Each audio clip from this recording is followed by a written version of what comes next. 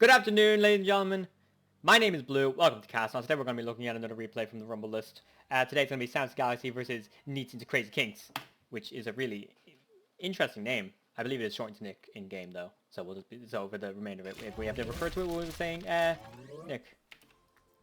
Gonna skip ahead a bit so everyone dropped in.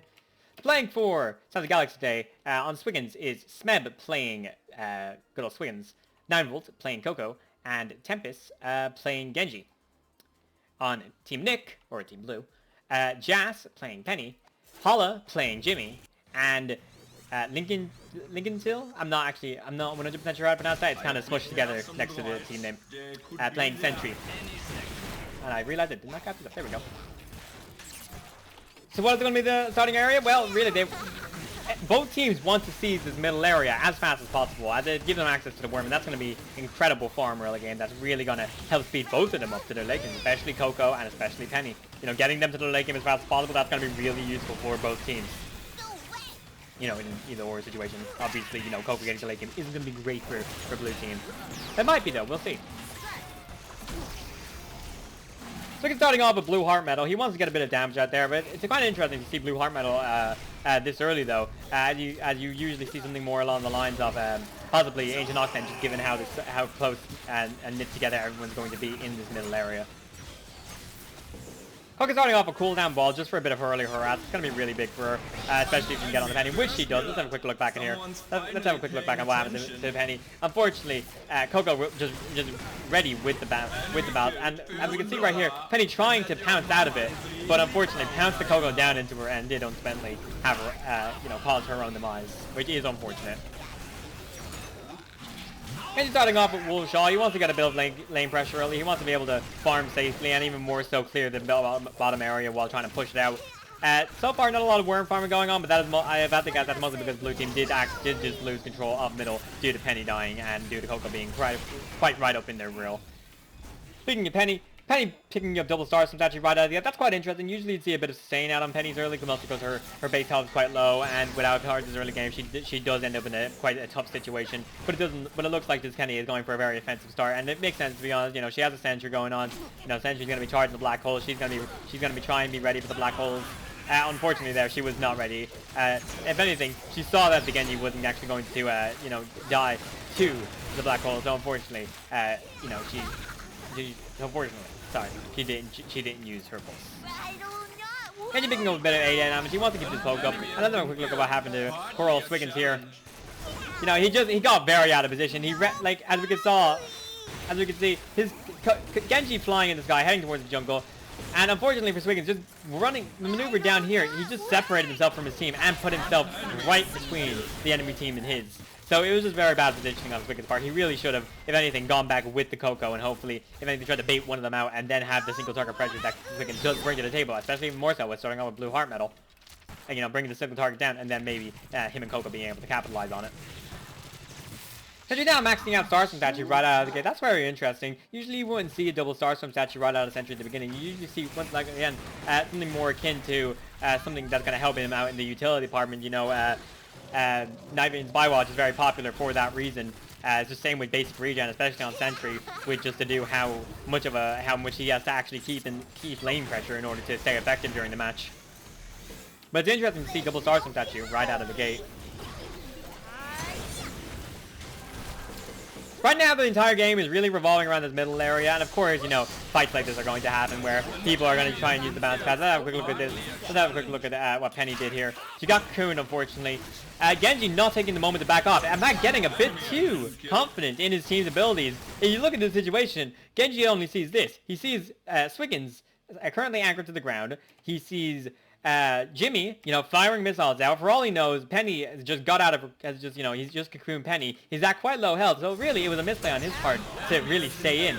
If anything, after let's have a quick look back. After cocooning Penny, seeing that his team ran the other way, he really should have backed up. I'm not sure if he had time to actually escape the Penny's wrath, but even dropping down here would have been maybe for the smart decision. A very bad positioning on the Genji's part, unfortunately. Penny almost getting wormed there. Luckily, she did manage to escape it.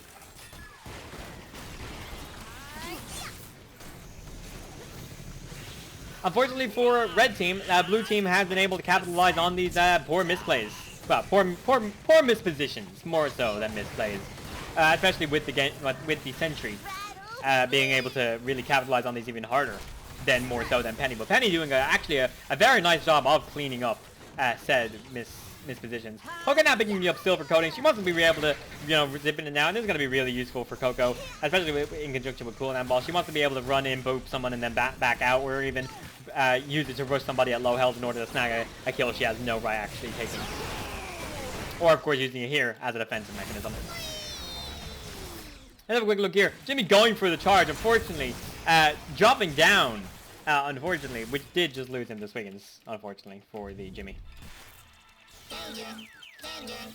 Red team seeming to actually have seized control of mid, farming the worm a little bit. Hopefully, they'll take the opportunity to farm the worm while it's safe, too. As opposed to just letting the droids have the little bout down there. And Swiggins taking the opportunity to take out the droids. Is he gonna take the opportunity to go for the solar? Nope, because blue team unfortunately to come in, and Penny picking up the solar for her team. Swiggins now Sentry now picking up Medican. He wants to get a bit of sustain. He wants to be able to keep in lane for as long as possible. Like I've said before, Sentry really does rely on being able to be a constant lane presence as much as possible. And unfortunate there, a very nice anchor, an anchor hook from the Swiggins, waiting for the moment.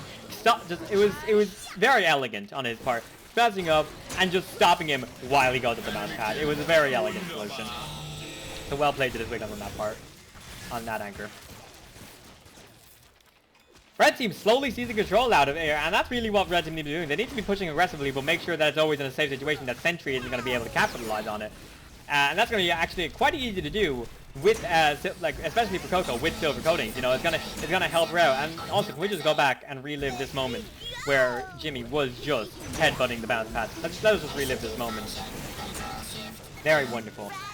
Very wonderful.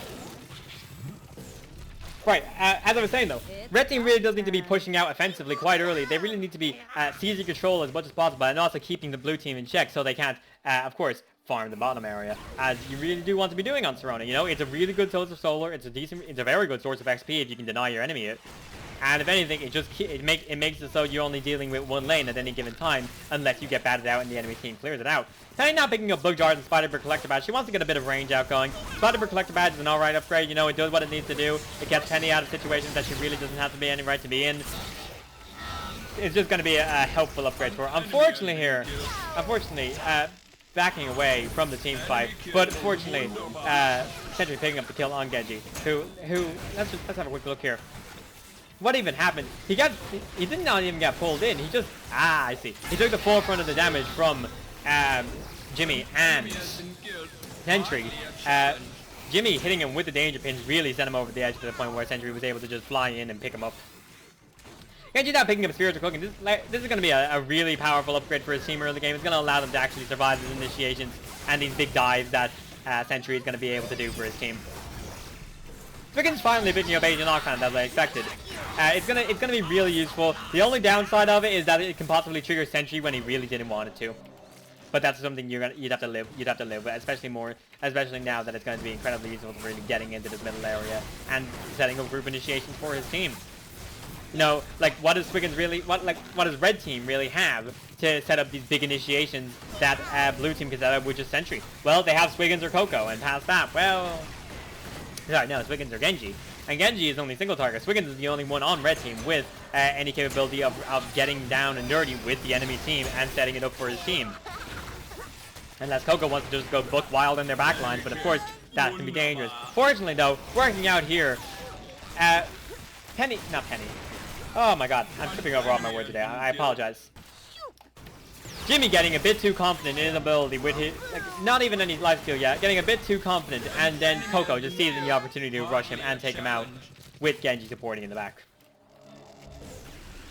Coco now playing quite a risky game, of tag, to be honest. She's quite low on health, but fortunately, she does have double regen, so it's not going to be low for long. Blue Team right now really needs to be capitalizing on what they have access to. What do they have access to? They have access to great damage, great CC, and great displacement, and even more so backed up with great damage. What do they need to be doing? They need to be setting up these really, really oppressive ganks and really impressive laning opportunities just for their team to capitalize on. Sentry really needs to be landing these black holes, possibly getting 1 or 2 per black hole, and then following it up with Penny and missiles. Penny and missiles from the Jimmy in order to really capitalize on their early fights and make blue team a force to be reckoned with by the late game. Koga now picking up Voltage Amplify. This is just going to increase the base damage of her Lightning Ball, which is going to be incredibly useful when in conjunction with Gyroscopic Dynamo. This is going to allow her to start spamming out really powerful balls that just do a lot of damage. You know, they're going to be actual threats to deal with. And now picking up Sentient Rock. To be honest, I think it is a bit too late, to be honest. In the current situation, you know, you're fighting, you know, a Coco, and you're fighting a Swiggins, and you're fighting a Genji. These are all very close range Nauts. All these Nauts do generally want to get up in your face to try and deal, you know, all their big damage to you, or their setup, or their CC, or what have you. So taking solid pulls early can actually be a very viable tactic against these Nauts. Maybe not all together, to be honest. You know, I can see why she wouldn't take it right away, because then she's, you know, kind of locked into it. But taking it in conjunction with Sentry going for really impressive black holes early can actually turn the tide of battle before the battle even begins. Right here, showing what I mean about getting these really nice black holes for his team out. Sentry sitting at the black hole, landing 2 of them. Penny going in with the pulse, and unfortunately, it was not enough just due to Spiritual Cooking now being able to be set up in combat. You know, it's going to make blue team's life a lot harder, and it force them to build into damage a lot more than they would honestly want to at this point in the game. You know, as we can already see, Sentry and Penny already maxed out Star Swim that. Well, that's a 10% damage increase across the board. That's good, but then you have to remember that every time Genji uses Monarch Blessing, you know, they get 180 health. You know, it's almost 200 health per Monarch Blessing. It's almost 200 health every 12 seconds. It's going to be incredibly... 12 seconds? Sorry, 14 seconds. You know, it's going to be really powerful for Genji's team to really actually use. You know, it's going to make them a lot safer to get in there. I think that's really where Red Team is going to be shining for the most part. You know, they're going to be able to go for these really book wild plays.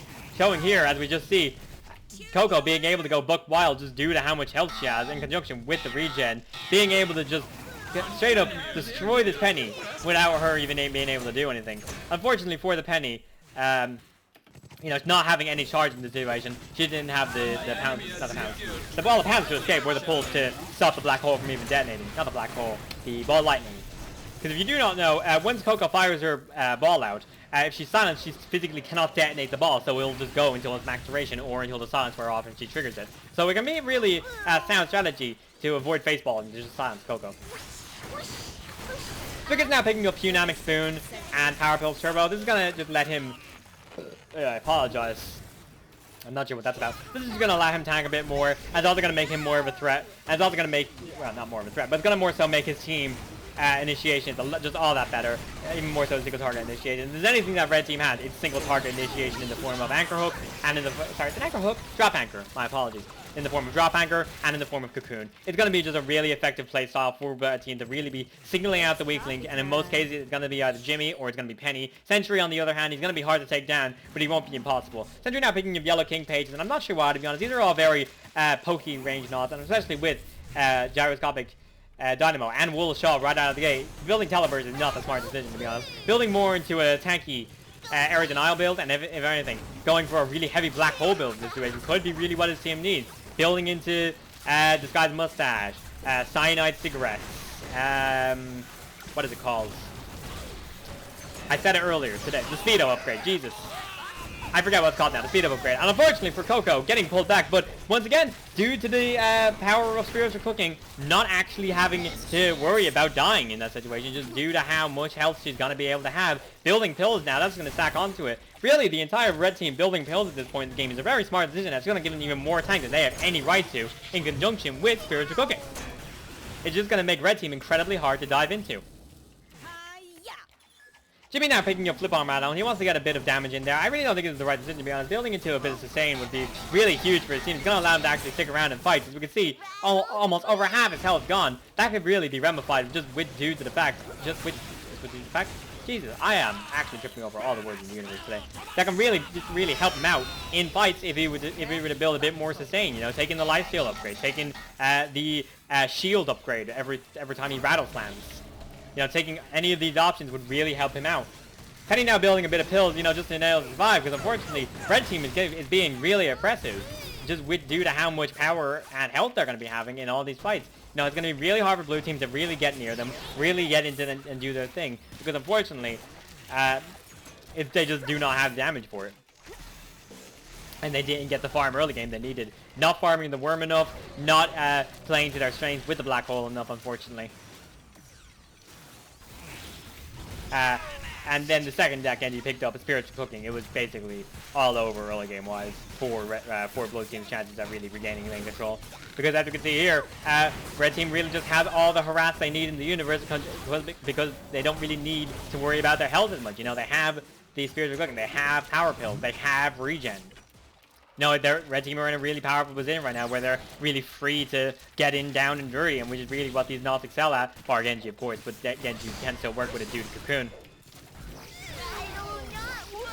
So it's just an unfortunate state for blue team.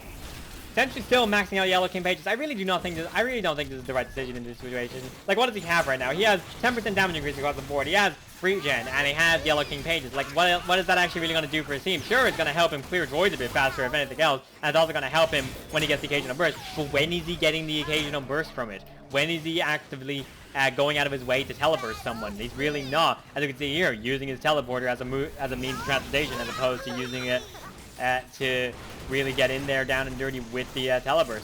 And even more so, Coco having the blaze built in, Genji having the wool shaw. Hell, getting close to Swiggins is almost a death sentence when it comes to trying to actively teleburst him unless you get the drop on him. And he can go for drops, sure, but it's going to be incredibly difficult for him to really get it. Showing here this is what I'm talking about, yeah, health-wise. Even with the initiation, even with the black hole setting him up, even with the pulse getting ready for it, it's just not enough. Then if blue team really wants to get back into this game, they really need more damage, and they really need to start playing to their strengths. And unfortunately, it's just not happening for them. Heading out, picking up Chuck's 4, this is going to just increase the damage over time of her Blaze Trial. That's going to make her really an annoying force chase in any situation, you know. Like, you want to chase her? Well, okay, well, she's going faster than the speed of sound. You know, she's going faster than the speed of sound, and she's also leaving a really powerful dot trail behind her, so good luck with that. Heading out, maxing out pills. Once again, she really wants to try and get some sustain out there, but it's not the greatest decision. Unfortunately, for Swiggins, getting caught out just before he teleports, and is it going to be enough to kill him? Unfortunately, it's not. Actively stealing both creeps in a very nice manner. So, well played to him. Amy now picking up Nano Repair. Well, this is going to be really effective for her if she can max it out at some point. Unfortunately for her, getting hit by literally all of the bursts from the red team right there did not do wonders for it. Genji now picking up the Caterpillar, and this is just going to make his team even more impossible to approach. It's just going to make them really, really tanky, more so than they have any right to be. You want to approach this Coco? Cool. She now has more health than a clunk. It's a really bad situation. Just for the blue team to be stuck in. As the most consistent damage output they're really going to have is their AAs, there's not much they can really do aside from trying to single target out people. And they do have the power to single target out people, but there's also the downside that it can also drag in other people indirectly. You know, pulling a black hole on trying to single target him out is gonna make it. There's a possibility that Genji could just fly around, or Swiggins could use this as an opportunity to get close enough to use his anchor hook.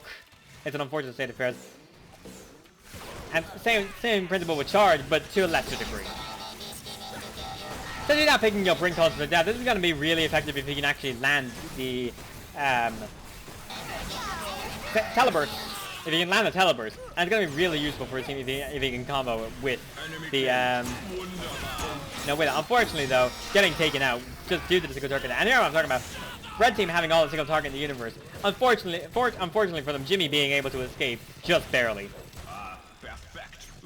What does blue team really need to be doing right now? They really need to be building their damage. They really need to be targeting out the power. They really just need to be getting kills in general, just due to how spiritual cooking works. If you do not know, I believe it does reset on death. So if somebody gets, say, 3 procs of spiritual cooking, if they die, then I believe they do lose all the procs of it. I believe that is the case. Red team right now, they really need to just keep doing what they're doing. Going for these really aggressive pushes that they have no right to be able to do, just with the backup from spiritual cooking. It's really huge for their team to be able to do this. Circuit's now picking up Kraken Statue, and combined with Ancient Octant, this can work really effectively for his team. You know, it's gonna allow him to get even more group initiations than he has any right to. Unfortunately, though, getting called out in a situation. Let's see what went wrong. Running into the mines. Was there any way he could have avoided that? I do believe so. I do believe if he had jumped, he might have been able to avoid it. we see Penny, not Penny, Jimmy too far behind to get the Rattle Smash down, and I do believe that Swiggins could have lived that if he jumped. But I'm not gonna knock him, he's doing quite well. Picking up Baby Curry Man in the situation, this is it's just, if anything, it's just a way to deal with the black hole in general. So, you know, it makes sense why. I don't really expect any other members of the team to pick it up, especially not Coco, with just due to silver coatings having basically enough speed for the most part to get out of most black holes, depending on how she enters the black hole or, you know, things like that. Genji not picking up Jaguar Egg. This is a life steal upgrade for Cocoon. It's gonna be really effective for when he's trying to actually escape accidental pulls that he didn't mean to do, or even more so pulls that go wrong. You know, pushes that go wrong. Say he tries to initiate into you know, a sentry with his Coco. Well, okay, he pops Monarch. That's the thing, right? They have the heal. They have the spiritual cooking buff. All right. Well, suddenly something goes wrong. Coco dies. He's stuck in a black hole. What does he do? Well, he cocoons someone. Then suddenly he's got a lot of his health back, and he might be able to actually escape out of it.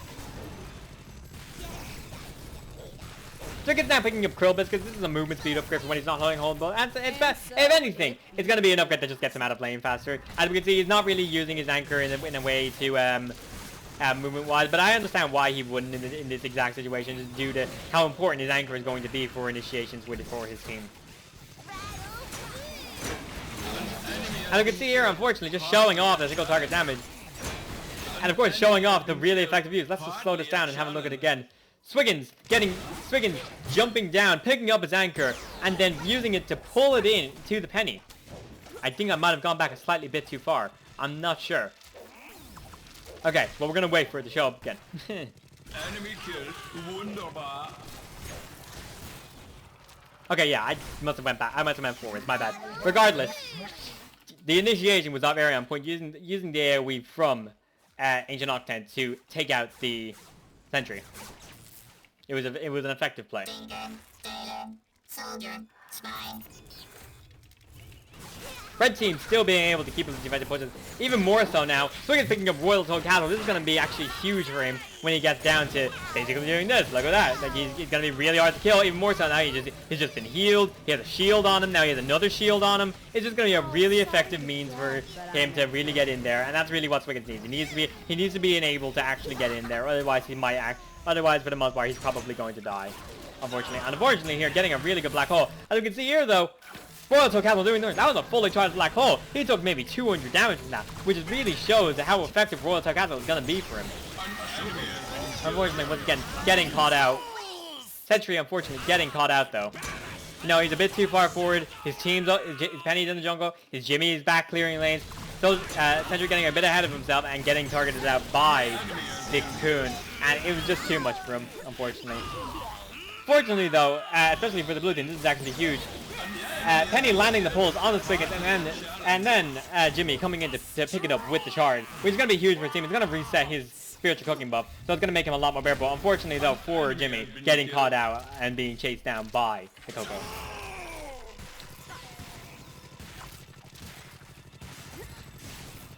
Even picking up a little tank going on. This is really what it needs to be building, especially in this situation, you know. Like, what is Jimmy gonna bring to the table damage-wise? Well, not much, to be honest. He's gonna bring missiles, which make him stand still, which is gonna be even better for the enemy team, as all of these skills really do require the opponent to either be standing still or to be right in their faces. So Cocoon is gonna be easy to land. Ball is gonna be easy to land, push him into the team maybe, and of course, Anchor is gonna be easy to land, of course, as well. But going full tank in this situation is going to be really effective for Jimmy. It's going to actually allow him to stick around in team fights. We can see here, actually tanking the Punamic Spoon Burst, which is going to be really effective if he can continue to do that, just due to attacking the anchor itself. And unfortunately, absolutely unfortunately, you know, Sentry setting up the kill. Coco is going to die. Jimmy getting too far-fetched for himself. He's too happy that, he's so happy that Sentry set up the black hole, unfortunately pushing Coco out of it. It's an unfortunate state of affairs, but he did just get way too into it. He's now picking up Misfortune Kicking, and that's going to be really, really effective for his team.